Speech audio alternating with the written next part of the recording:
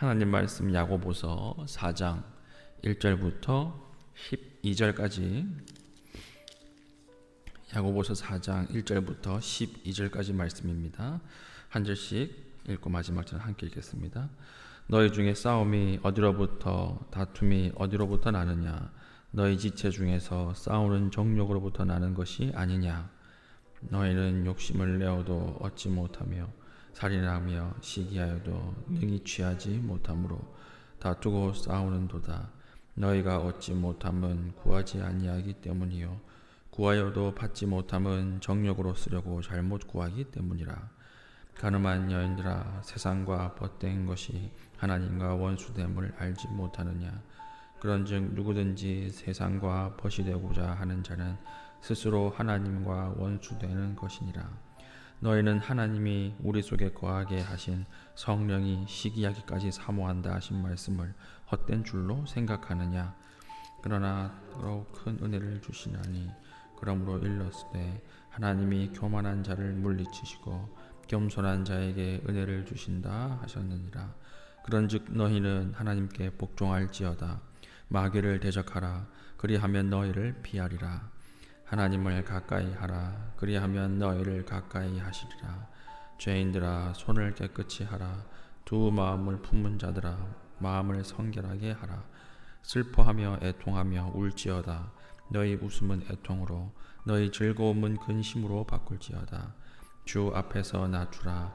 그리하면 주께서 너희를 높이시리라. 형제들아, 서로 비방하지 말라. 형제를 비방하는 자나 형제를 판단하는 자는 곧 율법을 비방하고 율법을 판단하는 것이라. 내가 만일 율법을 판단하면 율법의 준행자가 아니요 재판관이로다. 입법자와 재판관은 오직 한 분이시니 능히 구원하기도 하시며 멸하기도 하시느니라.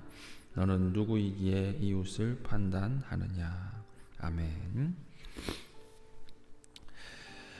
의사들이 지나치게 비판적인 사람일수록 우울증에 걸릴 확률이 높아집니다. 이렇게 이야기하는 것을 들은 적이 있습니다.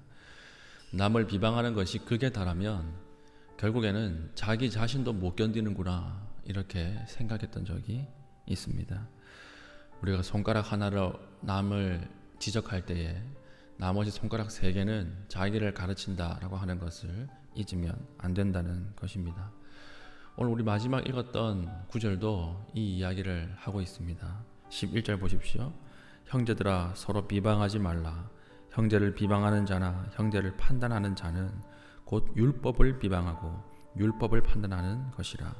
내가 만일 율법을 판단하면 율법의 준행자가 아니요 재판관이로다. 그러니까 서로 비방하지 말라 이렇게 이야기하는 것입니다. 오늘 읽은 본문 전체 주제가 무엇입니까? 하나님의 벗 그리고 세상의 벗입니다. 하나님의 벗이 있고 세상의 벗이 있다. 그러면서 하나님의 벗과 세상의 벗 중에 세상의 벗의 목록들을 쭉 쓰는데 그 중에 마지막이 무엇입니까? 비방하는 것이에요. 비방하는 것. 비방하지 말라. 형제를 비방하는 자나 형제를 판단하는 자는 곧 율법을 비방하고 율법을 판단하는 것이라. 이게 무슨 말입니까? 율법에 형제를 사랑하라, 내 이웃을 사랑하라고 하는 율법이 있지 않습니까? 그런데 형제를 비방하는 것은 무엇이죠? 율법을 지키지 않는다는 것입니다. 율법을 무시하는 것입니다. 그래서 너희는 율법의 준행자이지 율법을 재판하는 재판관이 아니다. 이렇게 이야기하는 것입니다. 12절 입법자와 재판관은 오직 한 분이시니 능히 구원하기도 하시며 멸하기도 하시느니라. 너는 누구이기에 이웃을 판단하느냐? 그러니까 율법을 세우는 사람 그리고 율법에 대해서 재판하는 사람은 오직 거룩하신 하나님 한 분이고 너희는 오직 율법을 지키는 준행자여야 한다. 그러니까 너희들이 율법을 판단할 만큼 거룩한가? 이걸 사도 야고보가 물어보는 것입니다. 자, 형제를 비방하고 판단하는 자는 논리적인 인간일지는 모르지만 절대 하나님 앞에 율법을 지키는 자일 수는 없다. 이렇게 이야기하는 것이죠. 최종 판단은 우리가 할 수 없습니다. 최종 판단은 오직 하나님만 하는 것입니다. 우리는 하나님의 최종 판단을 하기 전까지 사랑하라 하셨으니 사랑하고 그 위하여서 기도하라 하셨으니 기도할 수밖에 없는 것입니다. 왜 그렇습니까? 우리는 다 알지 못하기 때문입니다. 너희는 재판관이 아니다 이렇게 이야기하고 12절 마지막 절에 너는 누구이기에 이웃을 판단하느냐 이렇게 말씀하셨죠. 우리는 모든 상황을 알지 못합니다. 이런 이야기 있잖아요. 어떤 한 아버지가 아이가 다쳐서 응급실을 데리고 갔는데 의사가 너무 늦게 오더랍니다. 너무 늦게 와가지고 왜 이렇게 의사가 늦게 옵니까? 물어보니까 그 의사가 그냥 시큰둥하더라는 거예요. 시큰둥하고 그리고 급하게 수술을 한 다음에 별 설명도 안 해주고 그리고 뒤에 간호사 쌤에게 이 나머지 들으세요 이러고 가버리더라는 것입니다. 그래서 그 참 마음속으로 욕을 많이 했대요. 어떻게 자기 아들이면 저렇게 할까? 자기 식구면 저렇게 할까? 저런 사람이 어떻게 의사가 됐을까?